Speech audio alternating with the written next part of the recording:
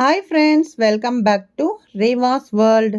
இன்னைக்கு நம்ம ரேவாஸ் வேர்ல்டில் என்ன ரெசிபி அப்படின்னு பார்த்தீங்கன்னா, ரொம்ப ஈஸியாக செய்யக்கூடிய 4 வகையான பிரேக்ஃபாஸ்ட் ரெசிபி தான் நம்ம இன்னைக்கு பார்க்க போகிறோம். தினமும் ஒரே மாதிரி தோசை இட்லி செஞ்சு கொடுக்கறதுக்கு பதிலாக ரொம்ப சிம்பிளாக செய்யக்கூடிய 4 விதமான டிஃபன் தான் நம்ம இன்னைக்கு பார்க்க போகிறோம். இது வந்து நீங்கள் பசங்களுக்கு பிரேக்ஃபாஸ்ட்க்கு வந்து வீட்டில் சாப்பிட்றதுக்கும் நல்லா இருக்கும். அதே மாதிரி உங்களுக்கு வந்து காலேஜ்க்கு வேலைக்கு போகிறாங்க அப்படின்னா அவங்களுக்கு வந்து டிஃபனும் வந்து பேக் பண்ணி கொடுக்குறீங்க அப்படின்னா கண்டிப்பாக இந்த மாதிரி ட்ரை பண்ணி பாருங்கள், ரொம்ப விரும்பி சாப்பிடுவாங்க. இப்போ வாங்க எப்படி செய்கிறதுன்னு வீடியோவில் போய் பார்க்கலாம். ஃபர்ஸ்ட் வந்து நான் இன்னைக்கு ரவை உப்புமா தான் பண்ண போகிறேன். அதுக்காக 1 டம்ளர் ரவை எடுத்து வச்சுருக்கேன். இப்போ கடாயை கொஞ்சம் சூடாக்கிக்கோங்க. கொஞ்சம் நல்லா சூடானதுக்கு அப்புறமா ரவையை சேர்த்து நீங்கள் வறுத்தீங்க அப்படின்னா சீக்கிரமாக ரவை வந்து நல்லா வறுப்பட்டு வந்துடும். அதே மாதிரி உப்புமாவுக்கு கண்டிப்பாக ரவையை நல்லா வறுத்துக்கோங்க. நல்லா வறுத்தீங்க அப்படின்னா தான் ஒரு பிசுபிசுப்பு தன்மை இல்லாமல் உங்களுக்கு ரவை வந்து நல்லா உதிரியாகவும் இருக்கும், சாப்பிட்றதுக்கும் ரொம்ப நல்லா இருக்கும். ஸோ இப்போ நான் ரவையை நல்லா வறுத்து எடுத்துட்டேன். இப்போ அதே கடாயில் கொஞ்சமாக எண்ணெய் சேர்த்துக்கோங்க. ஒரு 2 டேபிள் ஸ்பூன் அளவுக்கு எண்ணெய் சேர்த்துருக்கேன். ஒரு 1/4 டீஸ்பூன் அளவுக்கு கடுகு சேர்த்துக்கோங்க. கொஞ்சமாக உளுத்தம்பருப்பும் சேர்த்துக்கோங்க. கடுகு உளுத்தம்பருப்பு ரெண்டுமே சேர்ந்து லைட்டாக வெடிச்சு வரும்போது இதில் ஒரு 1/2 டீஸ்பூன் அளவுக்கு கடலைப்பருப்பு வந்து சேர்த்துக்கலாம். நம்ம கூட்டுக்கெல்லாம் செய்வோம் இல்லையா, அந்த கடலைப்பருப்பு வந்து சேர்த்துக்கிறேன். இப்போ அதெல்லாமே சேர்த்து நல்லா ஃப்ரை ஆகட்டும். இப்போ இதுக்கு வந்து ஒரே ஒரு வெங்காயம் நல்லா பொடிசாக சாப் பண்ணி எடுத்துக்கோங்க. காரத்துக்கு ஏற்ப பச்சை மிளகா, நான் 2 பச்சை மிளகா எடுத்திருக்கேன். கொஞ்சமாக இஞ்சி, கொஞ்சம் கொத்தமல்லி இலை வந்து நல்லா பொடிசாக கட் பண்ணி சேர்த்துருக்கேன். அதே மாதிரி ரவை சாப்பிடும்போது சில பேருக்கு வந்து டைஜஷன் ப்ராப்ளம் இருக்கிற மாதிரி இருக்கும், ஒரு மாதிரி நெஞ்சு கரிக்குதுன்னு சொல்லுவாங்க இல்லையா, அந்த மாதிரி ஃபீல் இருக்கும். அதனால கண்டிப்பாக கொஞ்சமாக இஞ்சி வந்து சேர்த்துக்கோங்க. இப்போ கடுகு உளுத்தம்பருப்பு கடலைப்பருப்பெல்லாம் சேர்த்து நல்லா வறுப்பட்டதுக்கு அப்புறமா கொஞ்சம் கருவேப்பிலை சேர்த்துக்கோங்க. கருவேப்பிலை சேர்த்ததுக்கு அப்புறமா வெங்காயம் பச்சை மிளகா இது ரெண்டையுமே லைட்டாக வந்து வதக்கி விடுங்க. இது வந்து ரொம்ப கோல்டன் ப்ரௌன் அப்படிலாம் வதக்க வேண்டாம், லைட்டாக ஓரளவுக்கு வதங்குச்சு அப்படின்னாலே போதும்.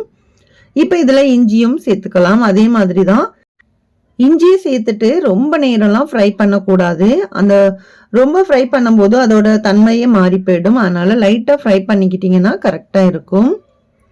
ஸோ இப்போ வெங்காயத்தோட கலர் பாருங்கள், ஃபர்ஸ்டோட கொஞ்சம் வந்து கலர் மாறி இருக்கா. இந்த டைமில் இப்போ நம்ம ரவை வந்து 1 டம்ளர் எடுத்துருந்தோம் இல்லையா, அந்த டம்ளர்லேருந்து நீங்கள் அளவு பார்த்துக்கோங்க.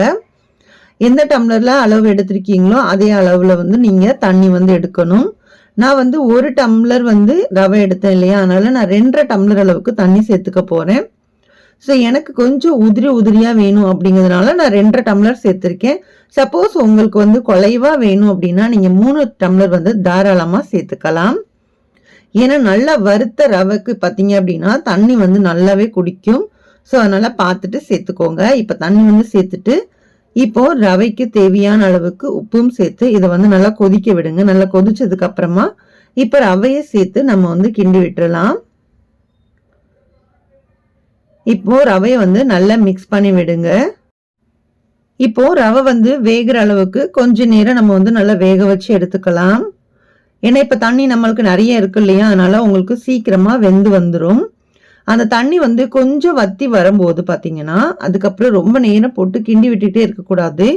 நல்லா அடுப்பை வந்து சிம் பண்ணி வச்சிருங்க. சிம் பண்ணி வச்சுட்டு மூடி போட்டுருங்க. மூடி போட்டுட்டோம் அப்படின்னாலே உங்களுக்கு வந்து அந்த ஆவியிலே பார்த்தீங்கன்னா அந்த ரவை வந்து சூப்பராக பர்ஃபெக்டாக வந்து உங்களுக்கு வெந்து வந்திருக்கும்.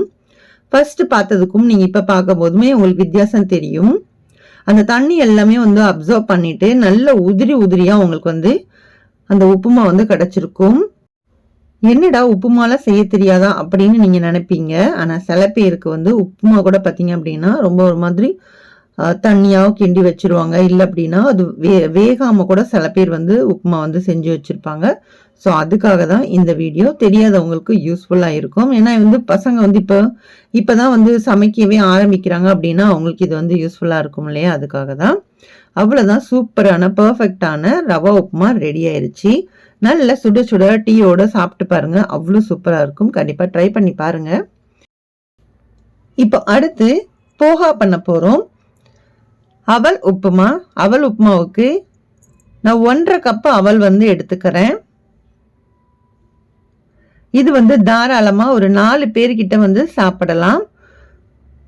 இப்போ இதை வந்து ஃபர்ஸ்ட் நல்லா வாஷ் பண்ணிக்கோங்க. அவலை வந்து நல்லா கழுவிடுங்க ஃபர்ஸ்ட். அதுல தூசி கீசி ஏதாவது இருந்தாலும் உங்களுக்கு அந்த தண்ணியில போயிடும். ஸோ ஃபர்ஸ்ட் நல்லா வாஷ் பண்ணிட்டு அதுக்கப்புறமா நம்ம வந்து இதை கொஞ்ச நேரம் ஊற வச்சுக்கலாம். இப்போ வாஷ் பண்ணதுக்கு அப்புறமா தண்ணி இல்லாம ட்ரைன் பண்ணிட்டு அப்படியே நீங்க ஒரு மூடி போட்டு வச்சிடணும். தண்ணியோட ஊற வைக்கவே கூடாது. இப்போ ஒரு கடாயில கொஞ்சமா எண்ணெய் சேர்த்திருக்கேன். இதுல ஒரு 1/2 டீஸ்பூன் அளவுக்கு கடுகு உளுத்தம்பருப்பு சேர்த்துக்கோங்க. இப்போ கடுகு உளுத்தம்பருப்பு வெடிச்சு வரட்டும். இப்போ இதுல வேர்க்கடலை சேர்த்துக்கலாம். கண்டிப்பா வேர்க்கடலை சேருங்க. அப்பதான் அந்த உப்புமா வந்து நல்லா இருக்கும். வேர்க்கடலாம் இல்லைன்னு வச்சுக்கோங்களேன் வீட்டில், அப்போ நாங்கள் வந்து இந்த அவல் உப்புமா செய்ய மாட்டோம். நிறைய பேர் வந்து இதெல்லாம் சேர்க்காம வெறும் அவலை மட்டும் உப்புமா மாதிரி செய்வாங்க. ஸோ நான் செய்கிற மாதிரி செஞ்சு பாருங்க, செம்ம டேஸ்டாக இருக்கும். கண்டிப்பாக நல்லாவே விரும்பி சாப்பிடுவாங்க பசங்க வந்து. இப்போ வேர்க்கடலை நல்லா வறுபடணும். ஆல்ரெடி உங்களுக்கு வறுத்த வேர்க்கடலையாக இருந்தால் பிரச்சனை கிடையாது, நீங்கள் லாஸ்ட்டில் கூட ஆட் பண்ணிக்கலாம். இப்போ வந்து வறுக்காத பச்சை வேர்க்கடலை அப்படிங்கிறதுனால எண்ணெயிலே நல்லா ஃப்ரை பண்ணிக்கிறேன். இப்போ இது கூட ஒரே ஒரு வெங்காயம், பச்சை மிளகா ரெண்டையும் பொடிசா சாப் பண்ணிட்டு அதையும் சேர்த்து நல்லா மிக்ஸ் பண்ணி விடுங்க. இப்போ வெங்காயத்தோட கலர் வந்து கொஞ்சம் நல்லா மாறி வரட்டும். இப்போ ஓரளவுக்கு வெங்காயத்தோட கலர் வந்து நல்லா மாறி வந்துட்டு இந்த டைம்ல கொஞ்சம் கருவேப்பிலை, ஃப்ரெஷ்ஷான கருவேப்பிலையா சேர்த்துக்கோங்க. இப்போ வெங்காயம் நல்லா வதங்கி வந்ததுக்கு அப்புறமா இதுல கொஞ்சமா மஞ்சள் தூள், ஒரு 1/2 டீஸ்பூன் அளவுக்கு மஞ்சள் தூள் சேர்த்துக்கோங்க. அந்த மஞ்சள் தூள் தான் பார்க்கறதுக்கு ரொம்ப அட்ராக்டிவா இருக்கும். அதனால கண்டிப்பா மஞ்சள் தூள் சேர்த்துக்கோங்க. இந்த மாதிரி எண்ணெயிலே சேர்த்துருங்க, கரெக்டா இருக்கும். இப்போ எண்ணெயிலே சேர்த்து நல்லா மிக்ஸ் பண்ணி விடுங்க. மிக்ஸ் பண்ணி விட்டதுக்கு அப்புறமா இப்ப நம்ம ஊற வச்சிருந்தோம் இல்லையா, அவலை வந்து நம்ம இப்ப காமிக்கிறேன். இந்த மாதிரி இருக்கணும். அவலை நல்லா வாஷ் பண்ணுங்க. தண்ணி ஊற்றி வாஷ் பண்ணிட்டு தண்ணி வந்து வடிகட்டிடணும். வடிகட்டிட்டு அதுக்கப்புறம் அப்படியே ஒரு மூடி போட்டு வச்சுட்டீங்க அப்படின்னா நல்லா அவல் வந்து நல்லா ஊறியும் இருக்கும், அதே சமயம் நல்லா ட்ரையாகவும் இருக்கும். நீங்க தண்ணியோட ஊற வச்சுட்டீங்க அப்படின்னா ஒரு மாதிரி களி மாதிரி ஆயிரும் நீங்க கிண்டி எடுத்தீங்க அப்படின்னா. ஸோ அதுக்காக இந்த மாதிரி வச்சுக்கோங்க. இப்போ அவளையும் நான் சேர்த்துட்டு நல்லா மிக்ஸ் பண்ணி விடுங்க. இப்போ நம்ம வதக்கி வச்சிருந்தோம் இல்லையா, நம்ம வெங்காயம் இதெல்லாம் இருக்கு இல்லையா, அதோட சேர்த்து நல்லா மிக்ஸ் பண்ணுங்க. அடியில இருந்து நல்லா பெரட்டி விட்டுருங்க.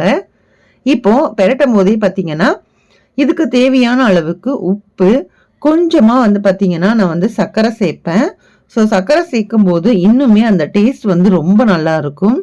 சப்போஸ் உங்களுக்கு பிடிக்காது சர்க்கரை அப்படிலாம் வந்து போட்டால் பிடிக்காது அப்படின்னா நீங்கள் ஸ்கிப் பண்ணிக்கோங்க. நான் வந்து 1 டீஸ்பூன் அளவுக்கு சர்க்கரையும் சேர்த்துக்கிறேன். சேர்த்துட்டு இப்போ நல்லா எல்லாத்தையுமே நல்லா மிக்ஸ் பண்ணி விட்டுடலாம்.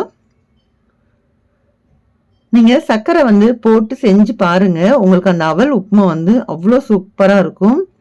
ஸோ இது எப்படி எனக்கு பிடிச்சிச்சு அப்படின்னு பார்த்தீங்கன்னா, என்னோட பையன் வந்து ஸ்கூலுக்கு போயிட்டு இருக்கும்போது ஸ்கூலில் வந்து லஞ்சுக்கு வந்து இந்த மாதிரி அவங்களே வந்து கொடுப்பாங்க. ஸோ அவன் வீட்டுக்கு எடுத்துகிட்டு வரும்போது தான் நான் அதை வந்து சாப்பிட்டேன். எனக்கு ரொம்ப பிடிச்சிருந்துச்சு. ஸோ அதுலேருந்து நானுமே செய்யும்போது கொஞ்சமாக சர்க்கரை வந்து ஆட் பண்ணிக்குவேன். கொஞ்சமாக லைட்டாக கொத்தமல்லி இலை லாஸ்ட்டாக ஃபைனலாக பார்த்தீங்கன்னா கொஞ்சம் கொத்தமல்லி இலையை நல்லா பொடிசாக வேணால் கட் பண்ணி போடணும். இதுக்கு வந்து கொஞ்சம் பெருசாக இருக்கக்கூடாது, ரொம்ப குட்டி குட்டியாக வந்து கொத்தமல்லி இலையை வந்து சேருங்க. சேர்த்துட்டு நல்லா மிக்ஸ் பண்ணி விட்டுட்டோம் அப்படின்னா இந்த அவல் உப்புமாவும் ரெடி ஆயிடுச்சு. ஸோ உங்களுக்கு இது வந்து நீங்கள் பேக் பண்ணி கொடுக்குறதா இருந்தாலும் சரி, இல்லை நீங்கள் வீட்டில் சாப்பிட்றதா இருந்தாலும் சரி, ரொம்பவே சூப்பராக இருக்கும். கண்டிப்பாக நீங்களும் இந்த ரெசிபியை ட்ரை பண்ணி பாருங்கள். ட்ரை பண்ணி பார்த்துட்டு உங்களோட ஃபீட்பேக்ஸை என் கூட கமெண்ட் செக்ஷனில் ஷேர் பண்ணி விடுங்க. இப்போ வாங்க 3வது ரெசிபி என்னன்னு பார்க்கலாம். இப்போ நம்ம பார்க்க போகிறது ஜவ்வரிசி உப்புமா. அதுக்காக ஜவ்வரிசியை நாளே நம்ம வந்து ஊற வைக்கணும். இதை வந்து நல்லா வாஷ் பண்ணிக்கோங்க. வாஷ் பண்ணிட்டு நான் தண்ணி எவ்வளோ வச்சிருக்கேன் பாருங்க, இந்த அளவுக்கு தண்ணி இருந்தால் போதும், அதிகமாக வைக்கக்கூடாது. அந்த தண்ணி ஃபுல்லாக அப்சர்வ் ஆகி உங்களுக்கு அந்த உதிரி உதிரியாக உங்களுக்கு அப்போ தான் இருக்கும். அதே மாதிரி வேர்க்கடலையை தனியாக வறுத்து எடுத்து வச்சிருக்கேன். இப்போ நான் உங்களுக்கு ஜவ்வரிசி காமிக்கிறேன் பாருங்க. நைட்டு வந்து நான் எவ்வளோ தண்ணி வச்சிருந்தேனோ அந்த தண்ணி ஃபுல்லாகவே ஊறிடும். உங்களுக்கு நல்லா சுத்தமாக ஒரு சொட்டு வந்து தண்ணி இல்லாமல் உங்களுக்கு வந்து இருக்கும். அதே மாதிரி வேர்க்கடலையை தனியாக வறுத்து எடுத்து வச்சிருக்கேன். நீங்கள் வந்து தோல் எடுக்கணும் அப்படின்னா நீங்கள் தோல் எடுத்துட்டு நீங்கள் வந்து லைட்டாக 1-2 திரிச்சுக்கலாம். அதே மாதிரி எப்பயும் போல் உப்புமா அப்படின்னாலே வெங்காயம், பச்சை மிளகா, கருவேப்பிலை, ஸோ இதெல்லாத்தையும் நான் ரெடி பண்ணி எடுத்து வச்சிருக்கேன். ஒரு கடாயில் தேவையான அளவுக்கு எண்ணெய் சேர்த்துக்கோங்க. ஒரு 1/2 டீஸ்பூன் அளவுக்கு கடுகு உளுத்தம் பருப்பு சேர்த்துட்டு வெங்காயம், பச்சை மிளகா, கருவேப்பிலை இது எல்லாத்தையுமே ஒன்றாவே சேர்த்துருங்க. சேர்த்துட்டு நல்லா மிக்ஸ் பண்ணி விட்டுருங்க. இப்போ வெங்காயம் பச்சை மிளகாய் எல்லாத்தோட கலர் லைட்டா வந்து மாறணும். ஸோ இது கூட பார்த்தீங்க அப்படின்னா உருளைக்கிழங்கு போட்டாலுமே ரொம்பவே நல்லா இருக்கும். ஸோ ஒரு உருளைக்கிழங்கு இல்லை அப்படின்னா ஒரு 2 உருளைக்கிழங்கு வரைக்கும் நீங்கள் தாராளமாக சேர்த்துக்கலாம். மீடியம் சைஸ் உருளைக்கிழங்கா இருந்தால் 2 சேர்த்துக்கோங்க, ரொம்பவே நல்லா இருக்கும். அதே மாதிரி வெங்காயமோட கலர் வந்து நல்லாவே மாறி வந்துடணும், நல்ல ஒரு ப்ரௌன் கலராக இருக்கணும். இப்போ நம்ம ஊற வச்ச ஜவ்வரிசியை நான் நசுக்கி காமிச்சிருக்கேன் பாருங்க, ஃபுல்லாகவே நசுக்கிற அளவுக்கு இருக்கணும். அப்போதான் உங்களுக்கு நல்லா ஊறிடுச்சுன்னு உங்களுக்கு அர்த்தம். ஏன்னா நம்ம ஆல்ரெடி நைட்டே வந்து ஊற வச்சிருக்கோம் இல்லையா, அதனால ஒன்றும் பிரச்சனை இல்லை, நல்லாவே ஊறி போய் இருக்கும். அதுக்கு தான் அந்த தண்ணியோட அளவு வந்து பார்த்து கரெக்டாக வந்து சேர்த்து வச்சிங்கன்னா கரெக்டாக இருக்கும். அந்த ஜவ்வரிசிக்கு மேலே கொஞ்சம் ஒரு 1/4 இன்ச் அளவுக்குல இருந்து ஒரு 1/2 இன்ச் அளவுக்கு வந்து தண்ணி வந்து வச்சுக்கோங்க, கரெக்டாக இருக்கும். இப்போ ஜவ்வரிசியை சேர்த்துட்டு நல்லா மிக்ஸ் பண்ணி விடுங்க. சப்போஸ் ரொம்ப ட்ரையா இருக்கு அப்படிங்கிற மாதிரி இருந்துச்சு, ஏன்னா ஒவ்வொரு ஜவ்வரிசி ஒவ்வொரு விதமா இருக்கும் இல்லையா, அதனால சப்போஸ் உங்களுக்கு ரொம்ப ட்ரையா இருக்கு அப்படிங்கிற மாதிரி இருந்துச்சு அப்படின்னா நீங்க இந்த டைம்ல லைட்டா தண்ணியை தெளிச்சு மட்டும் விடணும், ஊத்தவே கூடாது. லைட்டா வந்து தெளிச்சு விட்டாலே உங்களுக்கு சூப்பரா வெந்து வந்துடும். இப்ப நீங்க ஊற வச்ச ஜவ்வரிசி அப்படிங்கிறதுனால உங்களுக்கு அந்த ஆவியிலேயே உங்களுக்கு வெந்துடும். நீங்க ஒரு மூடியெல்லாம் போட்டுட்டோம் அப்படின்னா அந்த மூடியில் இருக்கிற ஆவியிலேயே உங்களுக்கு சீக்கிரமா வெந்து வந்துடும். இப்போ உங்களுக்கு காமிக்கிறதுக்காக தான் நான் இவ்வளவு நேரம் வந்து உங்களுக்கு வச்சிருக்கேன். இப்ப பாருங்க, நான் ஒரு மூடி போட்டுட்டேன். ஸோ மூடி போட்டுட்டு எடுக்கும் போது உங்களுக்கு நல்லாவே தெரியும், அந்த ஜவ்வரிசியோட கலர் பாருங்க நல்ல கண்ணாடி பதத்துக்கு வந்துருச்சு. ஸோ நல்லாவே உங்களுக்கு உதிரி உதிரியா இருக்கும். ஜவ்வரிசி அப்படிங்கும்போது உங்களுக்கு பிசு பிசுப்பா இருக்கும் இல்லையா, அப்படிங்கும்போது உங்களுக்கு சாப்பிட முடியாது. இது வந்து உங்களுக்கு நல்லா உங்களுக்கு ஒன்னோட ஒன்று ஒட்டாம பார்க்கறதுக்கும் இருக்கும். அதே மாதிரி சாப்பிடும் போதும் உங்களுக்கு பர்ஃபெக்டா வெந்தும் இருக்கும். சாப்பிடும் போது உங்களுக்கு எந்த விதமான பிசுபிசுப்பு தன்மையும் இல்லாம உங்களுக்கு சூப்பரா இருக்கும். கண்டிப்பா நீங்க இந்த ரெசிபியும் ட்ரை பண்ணி பாருங்க. நம்ம சேனல்ல எல்லா ரெசிபியுமே பார்த்தீங்கன்னா தனித்தனியாவே நம்ம அப்லோட் பண்ணியிருக்கோம். ஸோ தேவைப்படுறவங்க செக் பண்ணி பார்த்துக்கோங்க. இப்போ ஓரளவுக்கு நல்லா வெந்து வந்ததுக்கு அப்புறமா தான் நம்ம லாஸ்டா வந்து நம்ம வேர்க்கடலை பொடியை வந்து சேர்க்கணும். வேர்க்கடலை பொடி சேர்க்கும் போது இன்னுமே உங்களுக்கு ஒன்னோட ஒன்று ஒட்டாம பிசுபிசுப்பு தன்மையும் இல்லாம அதே மாதிரி சாப்பிட்றதுக்கு ரொம்ப டேஸ்டாவும் இருக்கும். ஒரு ஹெல்தியான ஒரு ரெசிபியும் கூட உங்களுக்கு, ஏன்னா வேர்க்கடலை இருக்கு, உருளைக்கிழங்கு இருக்கு, ஜவ்வரிசி இருக்கு. ஸோ உங்களுக்கு ரொம்ப ஹெல்தியான ஒரு ரெசிபியும் கூட. மார்னிங் பிரேக்ஃபாஸ்ட்டுக்கு பார்த்தீங்கன்னா ரொம்ப சிம்பிளாகவும் இருக்கும், அதே சமயம் ஹெல்தியாகவும் இருக்கும். உங்களுக்கு வயிறும் நல்லா ஃபில்லிங்காக இருக்கும். இட்லி தோசை சாப்பிட்றதுக்கு பதிலாக இதுல வந்து ஒரு சின்ன பவுல் அளவுக்கு எடுத்துக்கிட்டோம் அப்படின்னா நல்ல பசியும் உங்களுக்கு தாங்கும். ஸோ அதே மாதிரி இது வந்து விரத நாட்கள்ல வந்து கண்டிப்பா இதை வந்து இங்க நாங்க வந்து ரெடி பண்ணி கொடுப்போம் பசங்களுக்கு. ஸோ விரத நாள்கள்ல அப்படின்னு பார்த்தீங்கன்னா வெங்காயம் இந்த மாதிரி பொருட்கள் வந்து உருளைக்கிழங்கு இதெல்லாம் வந்து சேர்க்கக்கூடாது. ஸோ உருளைக்கிழங்கெல்லாம் சேர்க்காம இந்த ஜவ்வரிசி உப்புமாவை ரெடி பண்ணி கொடுப்போம். ஸோ ரொம்பவே டேஸ்ட் நல்லா இருக்கும். கண்டிப்பா நீங்களும் ட்ரை பண்ணி பாருங்க. ட்ரை பண்ணி பார்த்துட்டு உங்களோட ஃபீட்பேக்ஸை என் கூட ஷேர் பண்ணுங்க. லாஸ்டா ஃபைனல் டச்சா பார்த்தீங்கன்னா எப்பயும் போல கொத்தமல்லி இலையை நல்லா பொடிசா சாப் பண்ணிட்டு அதையும் சேர்த்துக்கோங்க. சேர்த்துட்டோம் அப்படின்னா அந்த ஒரு வாசனை இருக்கு இல்லையா, அந்த கொத்தமல்லி இலையோட வாசனையும் ரொம்ப நல்லா இருக்கும். ஸோ அவ்வளோதான், சூப்பரான ஜவ்வரிசி உப்புமா ரெடி ஆயிருச்சு. இது வந்து மார்னிங் பிரேக்ஃபாஸ்ட்டுக்கு மட்டும்தான் செய்யணுமா அப்படிலான்னு கேட்டிங்கன்னா இல்லை, கண்டிப்பாக நீங்கள் ஈவினிங் வந்து பசங்க ஸ்கூல் போயிட்டு வராங்க அவங்களுக்கு செஞ்சு கொடுத்தாலும் கண்டிப்பாக விரும்பி சாப்பிடுவாங்க. வாங்க இப்போ 4வது ரெசிபி என்னன்னு பார்க்கலாம். இன்னைக்கு 4வது ரெசிபியை பார்த்தீங்கன்னா கோதுமை தோசை தான் நான் வந்து பண்ணியிருக்கேன். கோதுமை தோசைக்கு ஃபர்ஸ்ட் வந்து நான் ஒரு பவுல் எடுத்திருக்கேன். பவுலில் ஒரு 1/2 கப் அளவுக்கு ரவை எடுத்திருக்கேன். அந்த நம்ம எந்த கப்பில் ரவை எடுத்தோமோ அதே கப்பில் 2 கப் அளவுக்கு கோதுமை மாவு எடுத்திருக்கேன். இப்போ மாவெல்லாம் சேர்த்துட்டோம் அப்படின்னா ரெண்டையும் மிக்ஸ் பண்ணி விடுங்க. ரவையும் கோதுமையும் நல்லா, கோதுமை மாவையும் நல்லா மிக்ஸ் பண்ணி விடுங்க. இப்போ இந்த ரவை சேர்க்கறதுனால தான் உங்களுக்கு அந்த தோசை வந்து பார்த்தீங்க அப்படின்னா ரொம்ப பிசு பிசுப்பா இல்லாமல் ரொம்ப என்ன சொல்லுவாங்க ஒரு மாதிரி வலுவலுன்னு இருக்கும் இல்லையா, அந்த மாதிரி இல்லாமல் நார்மலா ஒரு தோசை சாப்பிட்டா எப்படி இருக்குமோ அந்த ஒரு ஃபீல் உங்களுக்கு கண்டிப்பா கிடைக்கும். ஸோ அதுக்காக தான் இந்த ரவையை வந்து நம்ம சேர்க்கிறோம். இது கூட இப்போ தேவையான அளவுக்கு உப்பு சேர்த்துக்கோங்க. இது கூட மற்ற எந்த பொருளுமே நீங்க சேர்க்க வேண்டாம், வெறும் ரவையும் கோதுமை மாவு இருந்தால் மட்டும் போதும். ஸோ நீங்க வந்து மார்னிங் பிரேக்ஃபாஸ்ட்டுக்கு இன்னைக்கு இட்லி மாவு இல்லை எதுவும் இல்லை அப்படின்னா டக்குனு கோதுமை மாவு இருந்துச்சு அப்படின்னா உங்களுக்கு இந்த கோதுமை தோசையை செஞ்சு கொடுங்க. ரொம்பவே நல்லாவும் இருக்கும், ரொம்ப ஹெல்த்தியாகவும் இருக்கும் இல்லையா, அதுக்காக தான். ஸோ நம்ம இன்னைக்கு 4 ரெசிபி செஞ்சோம் இல்லையா, எல்லாமே நல்ல ஒரு ஹெல்த்தியான ஒரு ரெசிபி தான். ஸோ பசங்களாக இருந்தாலும் சரி, பெரியவங்களா இருந்தாலும் சரி, எல்லாத்துக்குமே டைஜஷனும் ஆகும். கண்டிப்பாக உங்களுக்கு கண்டிப்பாக ரெடி பண்ணி கொடுத்து பாருங்க. இப்போ தேவையான அளவுக்கு தண்ணி ஊற்றிட்டு தோசை மாவு பதத்துக்கு நம்ம இன்னைக்கு நல்லா அது வந்து மிக்ஸ் பண்ணிட்டோம். இப்போ நான் காமிச்சிருக்கேன் பாருங்க. இந்த மாதிரி நல்லா மிக்ஸ் பண்ணி விட்டுக்கோங்க. ஒரு நிமிஷம் போல் இந்த மாவை நல்லா அந்த மாதிரி நல்லா அடிச்சுக்கோங்க. ஒரே சைடாக அடிக்கணும். உல்ட்டா சுல்ட்டா அப்படிலாம் அடிக்கக்கூடாது. ஒரே பக்கமாக நீங்கள் வந்து நல்லா பண்ணீங்க அப்படின்னா அதில் நல்லா உங்களுக்கு ஹேர் ஃபார்ம் ஆகும். ஸோ அதுக்கப்புறம் நீங்கள் ஊற்றுனீங்க அப்படின்னா நம்ம ஊற்றின தோசையில் நல்லா உங்களுக்கு பபிள்ஸ் வந்து நல்லாவே வரும். அப்போ நார்மலாக ஒரு தோசை சாப்பிடும்போது எப்படி இருக்குமோ அந்த மாதிரி உங்களுக்கு இருக்கும். நல்ல வலுவலுப்போ எந்த விதமான எதுவும் இருக்காது. ஸோ இப்போ தோசை ஊற்றுனதுக்கப்புறமா தேவையான அளவுக்கு மேலே வந்து லைட்டாக எண்ணெய் வந்து நம்ம ஊற்றிக்கலாம். நீங்கள் எவ்வளோ எண்ணெய் ஊற்றுவீங்களோ அந்த மாதிரி பார்த்துட்டு கொஞ்சமாக எண்ணெய் ஊற்றியிருக்கேன். ஸோ கொஞ்சம் நேரம் வேக விடுங்க. நல்லா வெந்ததுக்கு அப்புறமா தான் திருப்பி போடணும். ஏன்னா கோதுமை மாவு அப்படிங்கிறதுனால கொஞ்சம் நல்லா வெந்ததுக்கு அப்புறமா கொடுங்க பசங்களுக்கு. இப்போ தோசையை நம்ம திருப்பிக்கலாம்.